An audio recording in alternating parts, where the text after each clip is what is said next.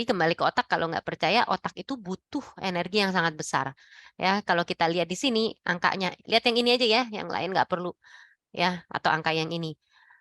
Konsumsi glukosa atau karbohidrat ya, glukosa itu gula pada otak itu sangat tinggi pada bayi ya menurun, kemudian usia 5 tahun, nah orang dewasa nggak terlalu banyak ya.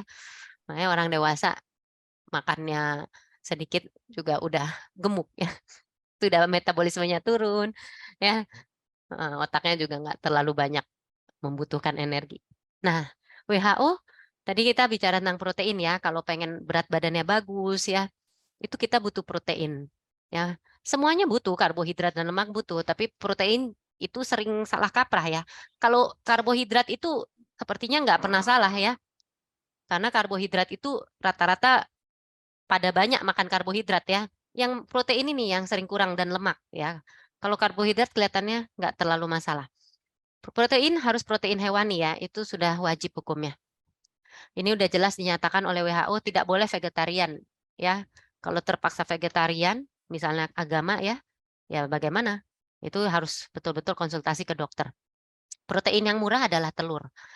Ya, kita tahu telur ini murah, mudah dimasak ya, dan ternyata nilai gizinya dan penyerapannya itu hampir setara dengan susu. Jadi telur itu kalau dalam ilmu gizi itu memiliki bioavailabilitas yang menjadi tolok ukur ya, dianggap 100%, bukan dianggap ya 100% sehingga dia menjadi pembanding referensi ya. Kalau susu sebetulnya di atasnya. Ya, tapi susu itu memang kesulitannya kadang-kadang banyak yang alergi lah dan lain-lain. Terus lemak, lemak ini penting sekali terutama buat bayi ya. Lemak itu boleh didapat dari minyak kelapa, minyak apa sunflower, tentunya ya sebaiknya minyaknya itu kombinasi antara minyak jenuh dan tidak jenuh ya. Walaupun pada bayi kita belum terlalu banyak memikirkan minyak jenuh ya, itu pada orang dewasa. Tapi itu penting juga sih sebaiknya bisa dilakukan ya. Terus jangan lupa ada satu jenis lemak yang penting sekali buat otak bayi namanya DHA. Jadi badan kita bisa membentuk DHA, tapi variasi antara bayi satu dan bayi lain itu berbeda kemampuannya karena beda genetiknya, beda enzimnya karena pengaruh faktor genetik. Sehingga kita perlu memberikan anak itu makan DHA ya dari ikan laut. Oke, ini saya rasa ini studi ya, nggak usah terlalu dibaca, tapi studi ini semakin menegaskan bahwa asupan animal protein dan di sini terutama susu dilihat itu berasosiasi dengan IGF-1. Apa IGF-1? Kalau ada yang terlalu banyak baca ya, IGF-1 hormon, anak saya pendek karena hormon, hormon, hormon. IGF-1 ini adalah hormon pertumbuhan, ya. Jadi dengan makan yang cukup, kadar IGF-1-nya juga cukup, ya. Jadi salah kaprah tuh kalau misalnya mengatakan, wah pendeknya karena hormon. Karena makan dulu, baru hormonnya bagus, ya. Beda sama kelainan genetik yang memang dari sononya hormonnya rendah. Itu lain ceritanya dan anak yang seperti itu nggak banyak. Ya. Kemudian ini kalau kita balik lagi tadi jadwal makan ya, jadwal makan tuh mau nggak mau ini memang terasa berat ya, tapi harus dilakukan. Karena kalau nggak dilakukan, yang terjadi akan ada stres dan lain-lain lah ya. Kalau anak itu memang bermasalah berat tuh misalnya gizi buruk ya, mungkin akan ada perbedaan. Dokter mungkin nggak menyarankan seperti ini ya. Usia 6 sampai 8 bulan itu lebih banyak ASI dibanding makan. Kalau bayi nggak dapat ASI ya lebih banyak formula. Usia 9 sampai 11 bulan 50-50. Makan itu sekitar 50%, ASI itu sekitar 50%. Tapi di usia 12 bulan kebalik, ASI-nya 30%, makannya 70%. Tapi gimana kalau datang dengan stunting, dengan gizi kurang? Ya tentunya nggak seperti ini, karena ini kan rekomendasi bayi sehat, bukan rekomendasi bayi bermasalah atau bayi yang sakit.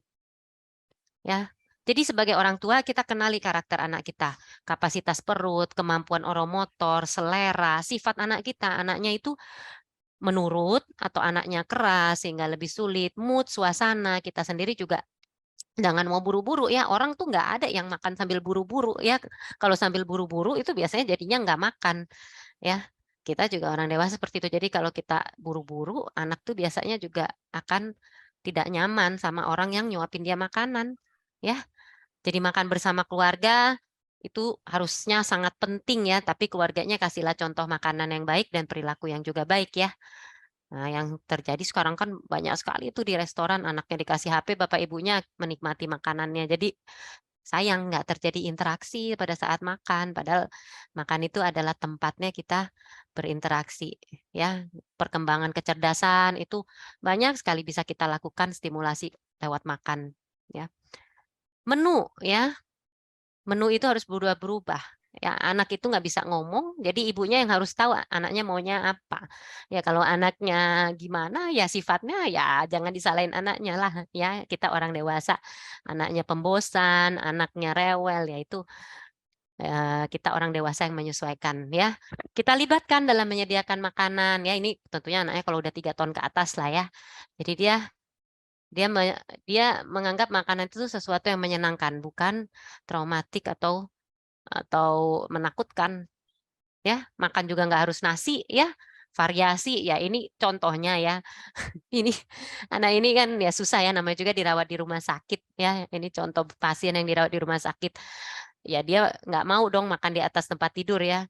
Jadi mungkin di rumah kebiasaannya makan di lantai, ya beginilah jadi makan di lantai ya tentunya kebersihannya harus hati-hati ya. Oke, terus tekstur juga, mungkin kalau ada kelas dengan dokter lu ya, tekstur itu bervariasi kemampuan seorang anak ya, tapi kita harus mengenali seorang anak itu secara komprehensif, bukan hanya menilai dia dari kemampuan dia mengunyah tekstur makanan tertentu ya.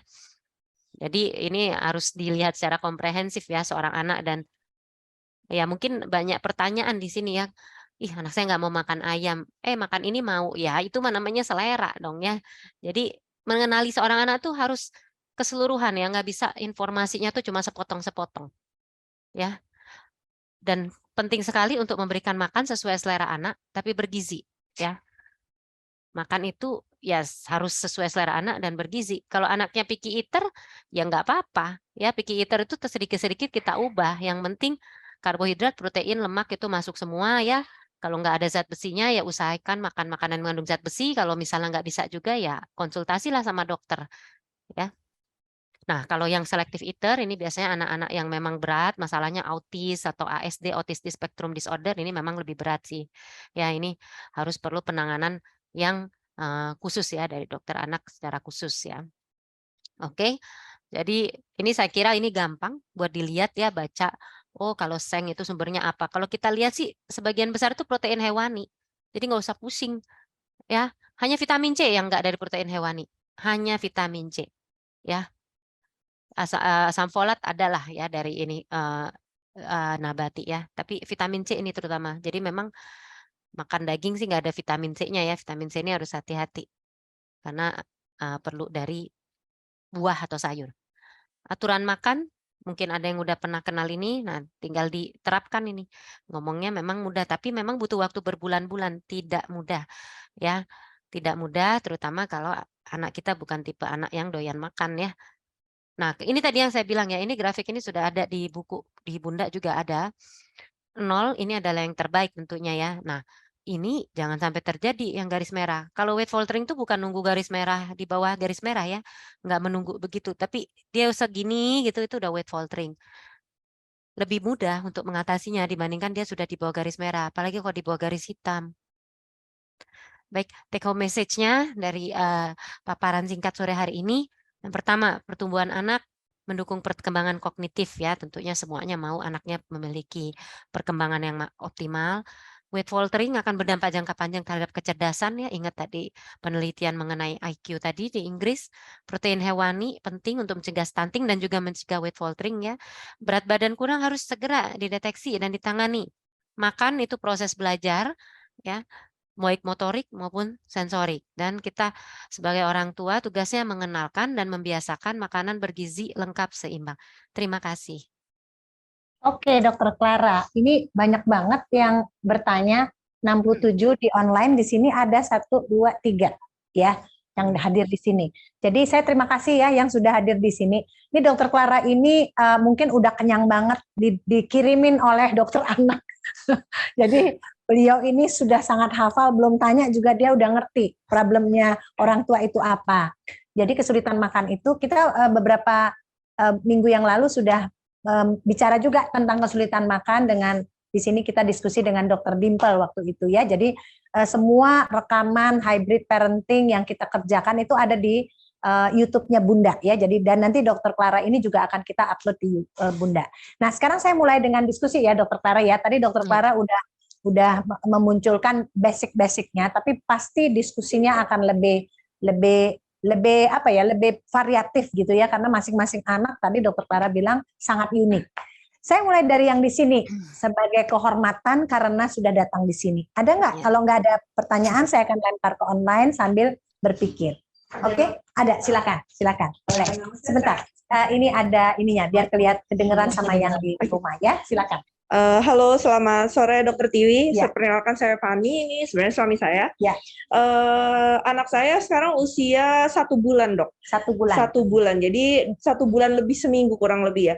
Jadi dari awal itu saya men-self-diagnose bahwa saya itu flat nipple.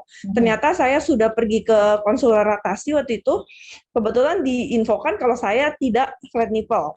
Nah saat itu saya memang hanya pumping dari ASI. Saya menganut pengen ASI eksklusif, Dok. Ya.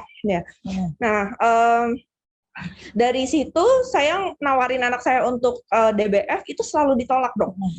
Entah karena saya sudah men-self-diagnose jadi anaknya merasa seperti apa, tapi yang pasti setiap kali ditawarin dia nggak mau, dia nggak mau, pokoknya benar-benar nggak mau, Dok. Akhirnya kita ujung-ujungnya karena saya pengen tetap DBF, kan infonya tidak boleh kasih dot. Jadi saya pakai squid. Nah, waktu itu ke konsultasi di info jangan pakai squid, pakai cup feeder, betul. Nah, dari cup feeder kita ngerasa kok asinya banyak yang kebuang, karena banyak yang jatuh-jatuh, Dok, betul.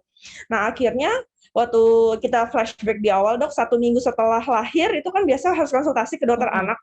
Nah, di konsultasi di dokter anak tersebut berat badan anak saya lahir 3,1 turun ke 2,6. Oke, jauh ya. Lumayan jauh, dan di situ saya kena omel juga lumayan. Terus pasti. Ya. Karena tadi 8 minggu tadi, Bu. 8 minggu tadi mungkin Bapak yang dengar ya, 8 minggu tadi Dokter Clara udah bilang bahwa itu akan membuat dari research ya, kecerdasan di 8 tahun kurang. Jadi pasti dokter anaknya juga yang Ibu datengin, wah ini udah harus hati-hati gitu ya. Betul. Oke, silakan. Nah, kebetulan di saat itu juga saya udah ngedown, terus anaknya kuning lagi. Jadi langsung masuk ke NICU waktu itu. Nah, kebetulan di NICU dikasih squid, naik, Dok, 200 gram. Jadi 100 sampai 100-an gram lah ya kurang lebih, Dok. Berarti kan dokternya bilang, ini berarti bukan anak yang nggak mau nyusu, kamunya kurang semangat untuk ngasih susu gitu kan. Akhirnya pulang. Sekarang anaknya masih umur sebulan ya? Sekarang masih sebulan seminggu ya, Dok. Kurang lebih 28 kemarin itu 1 bulan, Dok. Sekarang berat badannya? Sekarang berat badannya tadi pagi saya cek 3,3. Lahirnya 3,1. Sekarang 3,3. 1 bulan 3,3. Nanti diomelin Dokter Clara lagi nih. Ya, oke. Pertanyaan Ibu apa? Silakan. Nah, pertanyaan saya adalah, saya tuh agak bingung karena anaknya tuh nyusunya banyak, Dok. Ya. Anaknya nyusunya banyak. Nyusunya itu maksudnya ASI perah? ASI perah, betul. Bukan tapi DBF, saya DBF. Udah sekitar 2 minggu ini saya paksa DBF tapi pakai nipple shield. Oke, sekarang ASI perahnya, ini supaya Dokter Clara bisa nanti menjawab. ASI perahnya itu berapa Ibu kasih yang Ibu bilang banyak? Total 1 hari? Kalau total saya nggak yakin ya, Dok, tapi yang pasti sekali kasih itu sekitar 75 sampai 80 sekali nanti kasih. Dokter Clara akan menganalisis ya. Betul. Nah, sekarang Ibu kan problemnya berat badan tadi kan udah dikasih tahu ya bahwa 30 gram per hari, gitu kan? Sekarang udah 1 bulan. Pertanyaannya berapa ASI perah yang harus Ibu masukkan, nanti Dokter Clara akan menjawab. Terus bagaimana dengan DBF itu ya? Iya, soalnya kalau dikasih lebih banyak lagi, Dok, anaknya tuh muntah. Jadi itu yang saya bingung, Dok. Nah, Dokter Clara udah tahu nih arahnya kemana ya. Silakan Dokter Clara, anaknya sebulan lahirnya 3,1 turun ke 2,6 ya. Kebetulan lahirnya agak prematur ya, Dok, 36 minggu. 36 minggu, tapi berat badannya cukup ya. Cukup, Dok. Kemudian sekarang 3,3 Dokter Clara. Umurnya udah sebulan, Dokter Clara. Silakan Dokter Clara. Ya, makasih. Mungkin nanti Dokter Tiwi memberikan asupan terkait masalah flat nipple dan tadi ya. Jadi sebetulnya penurunan berat badan bayi pada saat dirawat, apalagi kalau sesar itu kan biasanya dirawat 3 hari ya. Jadi kita bisa lihat penurunan berat badan itu tidak boleh lebih dari 7%. Apalagi kalau bayi yang lahirnya agak kurang ya, kurang tuh antara 2,5 sampai 3 kilo. Ini kita bicara bayi cukup bulan ya, kita nggak bicara bayi prematur. Nah, bayi ibu tuh near term namanya, 36 minggu. 36 minggu itu memang kematangannya itu belum full lah ya, nggak seperti bayi cukup bulan. Dan jadi kita nggak boleh tenang-tenang seperti bayi cukup bulan. Nah, jadi satu itu adalah kondisi bayi ibu ya. Jadi lebih hati-hati ya harusnya. Nah, yang kedua saya tidak bisa mengomentari untuk masalah flat nipple ya karena tentunya itu harus pemeriksaan fisis ya dan itu juga berbeda-beda kemampuan bayi menyusu dengan flat nipple. Itu sangat sulit melakukan penelitian seperti itu sangat sulit. Kepustakaan yang ada kalau Ibu browsing jurnal-jurnal itu pun mungkin hasilnya beda-beda ya. Ada bayi yang bisa, ada bayi yang tidak. Jadi ada penelitian yang nggak masalah flat nipple mah, tapi ada juga ternyata bayi ini tetap membutuhkan ASI perah ya. Karena untuk routingnya itu dia agak sulit ya karena nggak ada putingnya. Walaupun ada yang bisa. Nah, jadi pada kondisi itu ya memang saya kira mungkin ibu tadi pengennya menyusui eksklusif tapi secara langsung gitu ya. Karena kalaupun pakai ASI perah itu kan sebetulnya menyusui eksklusif juga tapi memberikan ASI perah. Yang jelas, Bu, satu dengan penurunan berat badan itu 7%, 3,1 itu 7%-nya itu adalah kali 3.100 310, 217.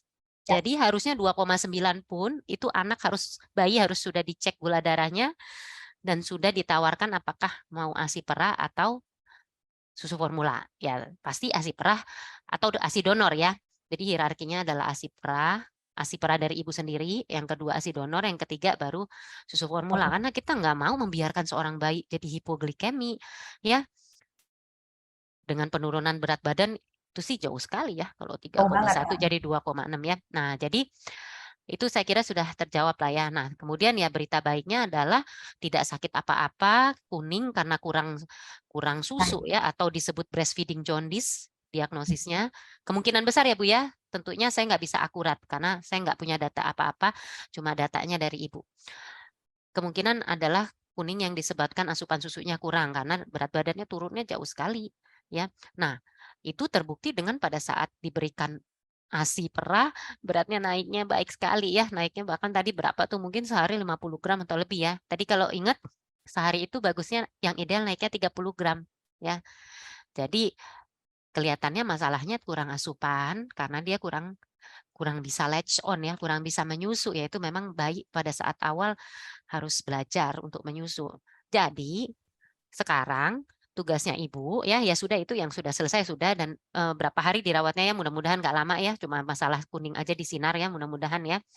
Jadi sekarang kejarlah berat badannya harapannya sih tadi kalau dilihat 30 ibu bayinya usia 5 minggu ya tadi ya 5 minggu atau 6 minggu ya 6 minggu ya kalau 6 minggu artinya harapannya paling nggak udah 4,2 4,3 Bu ya sekitar itu. Nanti ya ASI-nya seberapa banyak? Ya kalau dihitung-hitung tuh bisa.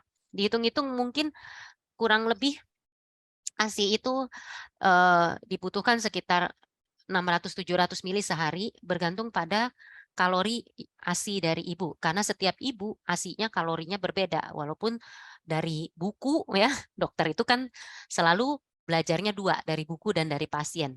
Ya buku itu secara umum, tapi kenyataan pasien itu berbeda-beda. Ya. Jadi mudah-mudahan 600 sampai 700 mili sehari bisa tercapai untuk mencapai ke 4,2 kilo yang seharusnya sekarang itu beratnya sudah 4,2 kilo itu ya, 4,2 kilo atau 4,3. Jadi kalau sekarang memang tidak bisa menyusu langsung, saya nggak tahu nih Dokter Tiwi ya, mungkin itu ya Dokter Tiwi yang nanti bisa memberikan asupan ya. Ya berarti kita kejar dengan yang dia butuhkan. Yang dia butuhkan adalah ASI, baik itu mau secara langsung ya ataupun secara ini ya secara tidak langsung dengan ASI perah. Ya. Saya kira gitu ya terus kalau bayinya apa tadi ada masalah apa muntah ya kalau saya nggak salah dengar ya tadi. Kalau kebanyakan dia malah muntah gitu kan. Oke. Kalau dia ya. Jadi kalau kemarin berhasil di berapa ya? 100 bisa. Sempat di 100. 100 bisa Dokter Clara. Ya. 100 tapi kan yang penting volume sehari ya. Volume sehari ya, bukan volume per kali minum.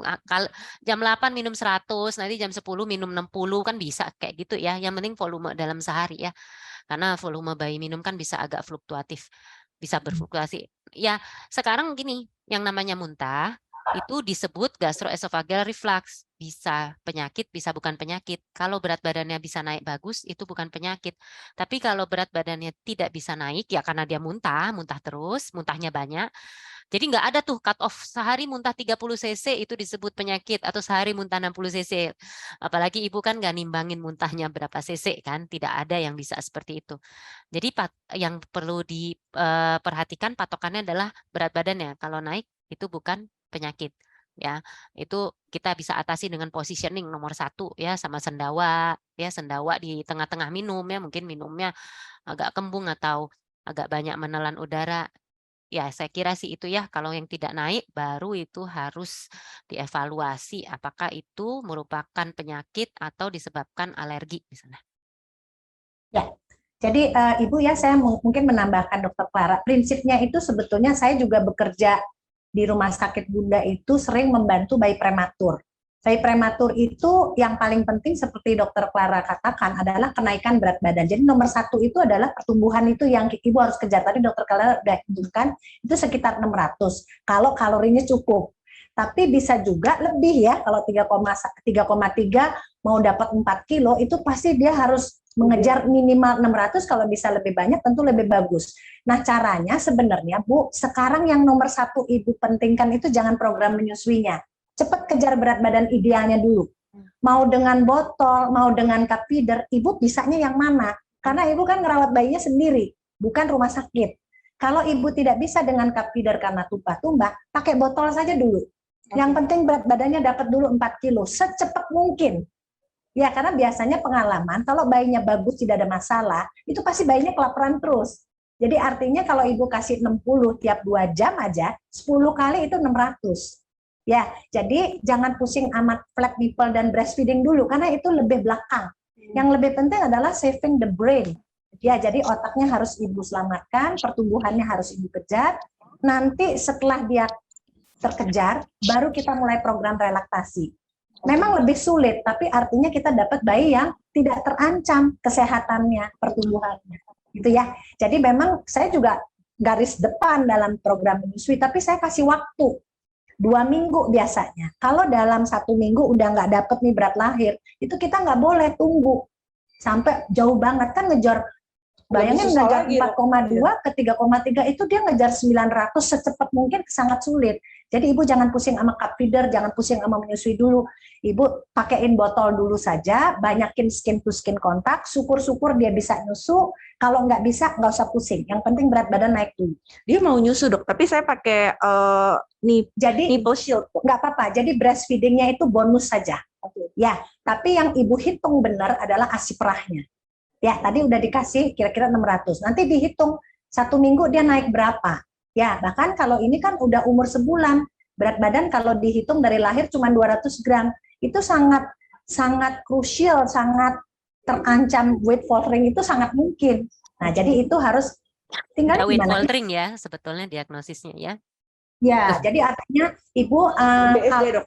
BSD ya. Maksud saya begini, banyak profesional kesehatan itu mereka membantu dengan senang hati menyusui. Tapi kadang-kadang lupa bahwa ini berat badannya udah ketinggalan jauh. Jadi kalau BSD saya ada di Ciputat, Bunda Ciputat, Ibu datang ke sana, nanti kita lihat, kita lihat, gitu ya. Nanti kalau memang perlu pemeriksaan macam-macam, nanti kita akan berdiskusi dengan Dokter Clara juga. Sehingga bayi itu yang penting dia selamat dulu. Nanti setelah dia berat badan idealnya dapat, silahkan Ibu, kita akan bantu untuk relaksasi. Gitu ya. Jadi maksudnya jangan semuanya breastfeeding juga, padahal berat badannya masih utang banyak banget gitu. Kalau Dokter Clara selalu bilang bayar dulu utangnya. Gitu ya, supaya aman gitu ya. Jadi jadi jangan program menyusui itu di atas kepentingan bayi, tapi pertumbuhannya harus kejar dulu, baru kita program menyusui. Itu nggak semuanya cocok. Kalau dia nggak cocok untuk dia karena dia perlu belajar, tunggu dulu. Prematur juga nggak bisa breastfeeding, ya udah, pokoknya yang penting naik dulu. Nah, nanti setelah dia naik, tenaganya lebih kuat, syukur-syukur dia bisa nyusui, itu bonus aja dulu. Gitu ya.